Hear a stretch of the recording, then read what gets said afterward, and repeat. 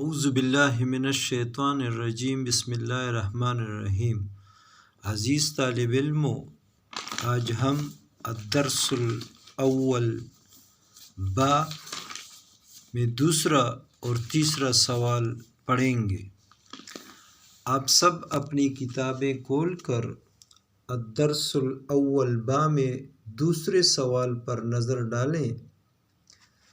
دوسرا سوال دیا گیا ہے، کفار کے ساتھ مقابلے کی صورت میں سورۃ الانفال کی آیات میں کیا ہدایات دی گئی ہیں؟ عزیز طالب علموں، یہ ہدایات سورۃ الانفال کی آیات نمبر 15 اور 16 میں دیے گئے ہیں، 15 اور 16 آیات میں دیے گئے ہیں۔ آپ سب ان آیات پر نظر ڈالیں، میں اس کو پڑھتا ہوں اور ساتھ ساتھ اس کی وضاحت بھی کرتا ہوں۔ اگر ہم سوال کو اچھے طریقے سے سمجھ جائیں گے تو انشاءاللہ جواب کو سمجھنے میں بھی کافی آسانی ہوگی۔ سوال سے مراد یہ ہے کہ ہم مسلمانوں کو اللہ تعالیٰ نے کفار کے ساتھ مقابلے کی صورت میں جب ہمارا ان کے ساتھ مقابلہ ہو، جنگ ہو، جہاد ہو، تو ہمیں کیا کرنا چاہیے؟ عزیز طالب علموں، آیت پر نظر ڈالیں۔ سورۃ الانفال کی آیت نمبر 15 میں اللہ تعالیٰ فرما رہا ہے، یا ایھا الذین آمنوا، اے ایمان والو، اذا جب لقیتم، تمہارا مقابلہ ہو، تمہارا آمنا سامنا ہو، الذین کفروا، ان لوگوں سے جو کافر ہیں، زحفاً، لشکر کشی کی صورت میں، لشکر کشی کی صورت میدان جنگ میں، جماعت کی صورت میں، گروہ کی صورت میں، تو کیا کرو؟ فلا، بس نہیں، تولو، تم پھیرو، ہم، ان کی طرف، الادبار، پیٹھ، ادبار دبر کی جمع ہے، دبر پیٹھ کو کہا جاتا ہے، تو بامحاورہ ترجمہ ہوگا، اے اہل ایمان، اے ایمان والو، جب میدان جنگ میں کفار کے ساتھ تمہارا مقابلہ ہو تو ان سے پیٹھ نہ پھیرنا۔ مطلب یہ ہے کہ اس آیت نمبر 15 میں اللہ تعالیٰ نے ہم کو ایک جنگی قانون بتایا ہے، اور وہ جنگی قانون ہے کہ ہم نے پیٹھ نہیں پھیرنا۔ پیٹھ نہ پھیرنے کا مطلب یہ ہے کہ اگر مسلمان تعداد میں کم ہو، ان کے ساتھ جنگی وسائل نہ ہونے کے برابر ہو، موسم کی سختی ہو، پیاس کی شدت ہو، بھوک ستا رہی ہو، تب بھی میدان جنگ چھوڑ کر بھاگنا نہیں ہے۔ البتہ آیت نمبر 16 میں اللہ تعالیٰ فرما رہا ہے کہ ہم دو صورتوں میں عارضی طور پر پیٹھ پھیر سکتے ہیں۔ آگے اللہ فرما رہا ہے، وَمَن يُوَلِّيهِمْ يَوْمَئِذٍ دُبُرَهُ، اور جو کوئی بھی، جو شخص بھی اس دن، کس دن؟ اس جنگ کے دن،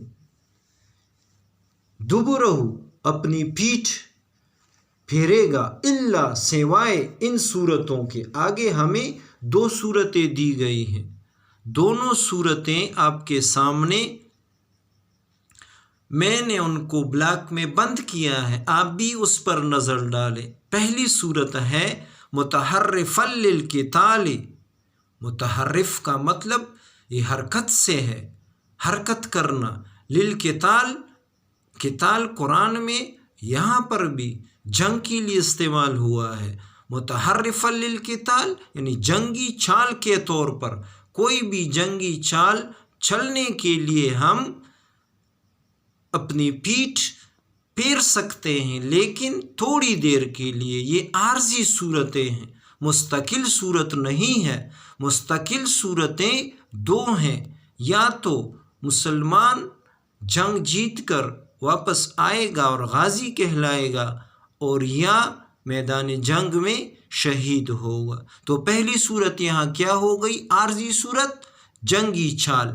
جنگی چال سے مراد یہ ہے کہ اپنے دشمن کو دھوکہ دینے کے لیے کوئی بھی چال چلی جائے، اس میں پروپیگنڈا بھی ہو سکتا ہے، جھوٹی افواہ بھی پھیلائی جا سکتی ہے، کوئی ایسی چال چلی جائے جس سے دشمن کی طاقت اور اتحاد اور اتفاق ٹوٹ جائے، یہ پہلی صورت ہے۔ او یا اب دوسری صورت اللہ تعالیٰ بیان فرما رہا ہے، متحیزاً۔ متحیز کا مطلب ہے جا ملنا، کنیکٹ ہونا، الی فئتن، اپنی فوج سے۔ دوسری صورت ہو گئی اپنی فوج سے جا ملنا، مطلب یہ ہے کہ جنگ کے دوران ایسی صورت پیش آئے جس میں مجاہدین زیادہ تر شہید ہو جائے، تو جو مجاہدین باقی ہیں وہ اپنی تعداد کو دیکھ کر یہ سوچیں کہ ہمارے لیے تو یہ مقابلہ ناممکن ہے، تو اپنی دوسری جماعت کے پہنچنے تک، کہ ان کی دوسری جماعت ان کی مدد کے لیے پہنچے، ان کے پہنچنے تک تھوڑی دیر کے لیے میدان جنگ سے پیچھے ہٹ جائے، اور جب کمک حاصل ہو جائے تو دوبارہ اپنے دشمن پر حملہ آور ہو جائے۔ تو عزیز طالب علموں، پیٹھ نہیں پھیرنی، اور دو عارضی صورتوں میں پیٹھ ہم پھیر سکتے ہیں۔ پہلی صورت متحرفا للقتال، جنگی صورت، جنگی چال، اور دوسری صورت متحیزاً الی فئتن، اپنی فوج سے جا ملنے کے لیے۔ یہ وہ دو صورتیں ہیں جن میں ہم عارضی طور پر پیٹھ پھیر سکتے ہیں، لیکن اگر ان دو صورتوں کے علاوہ کوئی پیٹھ پھیرے گا، دشمن کی زیادہ تعداد، جنگی وسائل، ہتھیار دیکھ کر گھبرا کر میدان جنگ چھوڑ کر بھاگ جائے، تو اس کے بارے میں اللہ تعالیٰ آگے فرما رہا ہے، فقد، تو پھر یقیناً، باء، مستحق ہو گیا۔ کون مستحق ہو گیا؟ وہ شخص، وہ مجاہد جو میدان جنگ سے بھاگے گا۔ کس چیز کا مستحق ہو گیا؟ بغضب من اللہ، اللہ تعالیٰ کے غضب کا مستحق ہو گیا۔ اس پر اللہ تعالیٰ کو غصہ آتا ہے۔ غضب عربی میں غصے کو کہا جاتا ہے۔ اللہ غضبناک ہو جاتا ہے، قہرناک ہو جاتا ہے، مطلب یہ اتنا برا فعل ہے جس پر اللہ کو بھی غصہ آتا ہے۔ اور آگے پھر اللہ فرماتا ہے، وَمَأْوَاهُ، مأوا، آوا سے آوا ٹھکانے کو بولتے ہیں، وَمَأْوَاهُ، اور اس کا ٹھکانہ جہنم، جہنم ہے، وَبِئْسَ الْمَصِيرُ، جو بہت بری جگہ ہے۔ اگر ان دو صورتوں کے علاوہ کوئی پیٹھ پھیرے گا تو وہ اللہ کے غضب میں گرفتار ہو جاتا ہے، اور اس کا ٹھکانہ دوزخ ہے جو بہت بری جگہ ہے۔ حضور پاک صلی اللہ علیہ وآلہ وسلم نے بھی فرمایا ہے، آپ صلی اللہ علیہ وسلم کا فرمان مبارک ہے کہ میدان جنگ سے بھاگنا گناہ کبیرہ ہے۔ عزیز طالب علموں، یہ سوال آپ کو سمجھ آیا ہوگا آسانی سے۔ اب آتے ہیں دوسرے سوال کی طرف۔ آپ پیج پلٹائیں گے تو دوسرا اور تیسرا اور آخری سوال ہے، کفار کو خطاب کرتے ہوئے ان آیات میں کیا تنبیہ کی گئی ہے؟ اب اس میں دو باتیں ہیں، ایک کفار کو خطاب اور دوسرا ان کو تنبیہ۔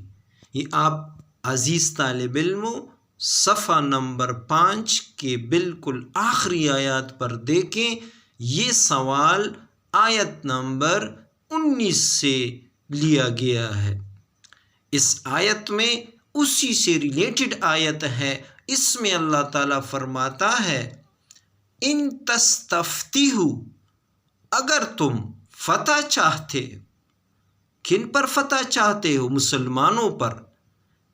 اس سے مراد یہ ہے کہ جب کفار ابو جہل اور ان کے ساتھی غزوہ بدر کے لیے مسلمانوں کے مقابلے کے لیے مکہ سے نکل رہے تھے تو انہوں نے بیت اللہ کا غلاف پکڑ کر اللہ تعالیٰ سے دعا مانگی تھی۔ وہ کیا دعا تھی؟ وہ یہ دعا تھی کہ اے اللہ، ہم دونوں جماعتوں میں سے جو جماعت حق پر ہو اور جس کا دین افضل ہو تم اسی کو فتح یاب کر۔ یہ دعا یہ اپنے حق میں اس لیے مانگ رہے تھے کیونکہ ان کو یہ یقین تھا کہ ہمارا مذہب افضل ہے، اس لیے کہ یہ ہزاروں سال پرانا مذہب ہے اور اسلام تو ابھی ابھی نمودار ہوا ہے، اس لیے وہ اپنے آپ کو حق پر اور مسلمانوں کو باطل سمجھ رہے تھے۔ اب جب جنگ ختم ہو گئی، غزوہ بدر ختم ہو گئی، غزوہ بدر مسلمان جیت گئے، تو اس کے بعد اللہ تعالیٰ نے ان کو یہ خطاب فرمایا کہ تم فتح چاہتے تھے تو جاءکم، آ چکی الفتح فتح۔ اب فتح تم چاہتے تھے کہ کون حق پر ہو تو ان کو فتح دے دے، تو مسلمان حق پر تھے، ہم نے ان کو فاتح کر دیا، تم باطل ہو، اب مغلوب ہو گئے ہو۔ اب اللہ تعالیٰ آگے ان کو خطاب فرما رہا ہے وَإِن تَنْتَهُوا، وَإِن اور اگر، تَنْتَهُوا یہ نہیں سے ہے، تا تم مخاطب کے لیے ہے کہ اگر تم باز آ جاؤ تو یہ تمہارے لیے بہتر ہے، خیر بہتر ہے، لکم تمہارے لیے، اگر تم آئندہ کے لیے مسلمانوں کی مخالفت سے باز آ جاؤ اور ایمان لے آؤ تو یہ تمہارے لیے بہتر ہے۔ اب آگے ان کو وارننگ بھی اللہ تعالیٰ فرما رہا ہے کہ اگر وَإِن اور اگر تعودوا تم پھر کرو گے، کیا کرو گے؟ اگر تم پھر اسی طرح مسلمانوں کی مخالفت میں نکلو گے تو نعود، ہم بھی اسی طرح مسلمانوں کی مدد کے لیے آئیں گے۔ وَلَن تُغْنِيَ اور ہرگز نہیں، ولن اور ہرگز نہیں، نیور کبھی نہیں، تغنیہ کام آئیں گی، انکم تمہاری، فئتکم تمہاری فوج، شیئن یا کوئی بھی چیز، ولو کثرت کتنی ہی کثیر کیوں نہ ہو۔ چیز سے مراد تمہارا اسلحہ ہے، جنگی ہتھیار ہے، جنگی وسائل ہے، تعداد ہے، وہ غزوہ بدر سے کتنی ہی کثیر اور زیادہ کیوں نہ ہو تمہارے کام نہیں آئے گی۔ کیوں نہیں آئے گی؟ کہ وَأَنَّ اللَّهَ کیونکہ اللہ تعالیٰ مع المؤمنین مومنوں کے ساتھ ہے، اور اسی طرح مومنوں کی مدد فرمائے گا جس طرح غزوہ بدر میں اللہ تعالیٰ نے مومنوں کو اپنی مدد اور نصرت سے فتح یاب فرمایا۔